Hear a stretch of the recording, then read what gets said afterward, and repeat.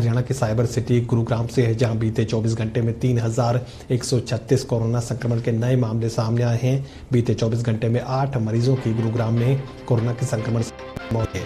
लगातार medical oxygen का संकट राजधानी दिल्ली के अलावा गुरुग्राम में भी कोरोना मरीजों को झेलना पड़ रहा है। कोरोना मरीजों की सांसें मेडिकल ऑक्सीजन की सप्लाई पर टिकी लोग मानेसर तक मेडिकल ऑक्सीजन हासिल करने के लिए दौड़ते हुए नजर आ रहे हैं। ऑक्सीजन के लिए मानेसर तक भटक रहे हैं लोग। अस्थायी व्यवस्था से ऑक्सीजन की सप्लाई दी जा रही है। सिलेंडर सप्लाई पर टिकी है हजारों मरीजों की सांसें। गुरुग्राम में बीते 24 घंटे में 3136 कोरोना मरीजों सामने आए हैं। 8 मरीजों की मौत। कई अस्पताल केंद्र और प्रदेश सरकार से मदद की गुहार लगा चुके हैं। मेडिकल ऑक्सीजन की सप्लाई को लेकर प्रशासन का दावा, जिले में ऑक्सीजन की नहीं है कोई कमी। जिले को मिल रही 20 से 22 टन लिक्विड मेडिकल ऑक्सीजन बढ़ती मांग को देखते हुए 31 टन लिक्विड ऑक्सीजन की आपूर्ति की गई है। और गुरुग्राम से मेरे सहयोगी गुलशन ग्रोवर इस खबर पर हमारे साथ बने हुए हैं। गुलशन, मेडिकल ऑक्सीजन की सप्लाई को बढ़ाया गया है, बावजूद इसके हालात संकटपूर्ण यहाँ पर बने हुए हैं। लगातार इंतज़ार किया जाता है मेडिकल ऑक्सीजन की सप्लाई का, और उस इंतज़ार के ख़त्म होने के साथ ही ये संकट भी ख़त्म होता नज़र नहीं आ रहा। हाँ देखिए महेश, बिल्कुल जिस तरह से गुड़गांव में मरीजों की संख्या बढ़ रही है उसको देखते हुए अब जो ऑक्सीजन है वो नहीं मिल पा रही है, और ऐसे में कई जो सांसें हैं वो ऑक्सीजन सिलेंडर पर इस समय टिकी हुई है। हालांकि फिलहाल जो ऑक्सीजन के लिए मानेसर में लोग जो है भटक रहे हैं, क्योंकि मानेसर में एक star gas private limited company है जो कि वहाँ पर प्लांट है ऑक्सीजन का, और वहाँ पर इस समय सप्लाई कर दी है। लेकिन इस बीच जिला प्रशासन ये दावे जरूर कर रहा है कि हमारे पास पर्याप्त मात्रा में ऑक्सीजन है, और इसको लेकर के उन्होंने ये भी एक प्रेस नोट जारी किया है जिसमें उन्होंने बताया कि जिले में 20 से 22 टन लिक्विड मेडिकल ऑक्सीजन मिल रही है, लेकिन बढ़ती मांग को देखते हुए जिले में अब 31 टन लिक्विड ऑक्सीजन की आपूर्ति की जाएगी। लेकिन फिलहाल अगर लोगों की जाए तो लोग अभी भी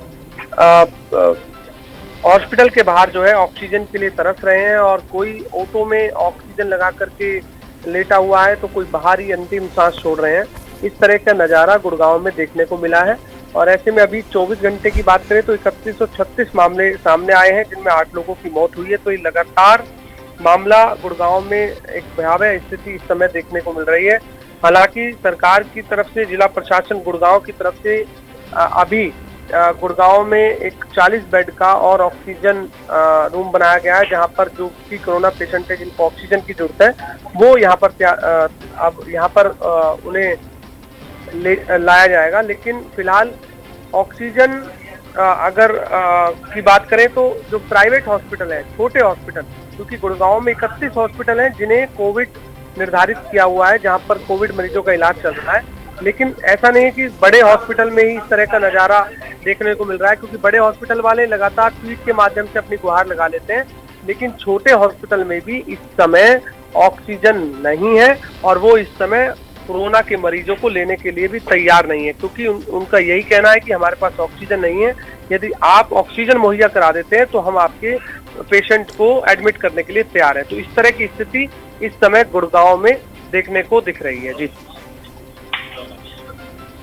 गुलशन, चूंकि मानेसर में ही मेडिकल ऑक्सीजन का प्रोडक्शन भी है, बावजूद इसके अगर गुरुग्राम जिले में मेडिकल ऑक्सीजन का संकट बना हुआ है तो इसकी वजह क्या है? क्योंकि तमाम अलग अलग जगहों पर हमने देखा कि ट्रांसपोर्टेशन नहीं हो पा रहा था, मेडिकल ऑक्सीजन को अस्पतालों तक पहुंचाना मुश्किल था। लेकिन चूंकि गुड़गांव के ही मानेसर में यहाँ मेडिकल ऑक्सीजन का प्रोडक्शन भी होता है, तो फिर आखिर संकट कहाँ है? क्यों चुनौतीपूर्ण बना हुआ है? मेडिकल ऑक्सीजन की सप्लाई क्यों नहीं हो पा रही है? किस तरह की परेशानियां सामने है? देखिए मैं इसमें ऑक्सीजन का एक मानेसर में जरूर है, लेकिन वहां पर अगर आप लाइनें देखेंगे तो 1 किलोमीटर की लंबी लाइनें हैं। आखिरकार पेशेंट काफी संख्या में गुड़गांव में है, तो ऑक्सीजन की आपूर्ति, ऐसा नहीं है कि ऑक्सीजन नहीं है, लेकिन पेशेंट ज्यादा होने के कारण ऑक्सीजन की खपत जो है काफी ज्यादा है। ऐसे में उतनी मात्रा में ऑक्सीजन नहीं मिल पा रही है, इसलिए अब जो भी परिवार में कोई कोरोना पॉजिटिव हो रहा है तो वो हॉस्पिटल जाने की बजाय अब खुद ही ऑक्सीजन ढूंढ रहा है, क्योंकि हॉस्पिटल में उनके पास ना बेड है, ना आईसीयू है, ना वेंटिलेटर है। ऐसे में वो लोग ये कह रहे हैं कि अगर हम अपने घर में ही होम आइसोलेशन में इलाज कर लेते हैं, तो हमें मुहैया कम से कम ऑक्सीजन तो करा दी जाए। इसलिए अब लोग जो हैं खुद ही मानेसर के प्लांट में जाकर ऑक्सीजन लेने के लिए लंबी लाइनों में लगे हुए हैं।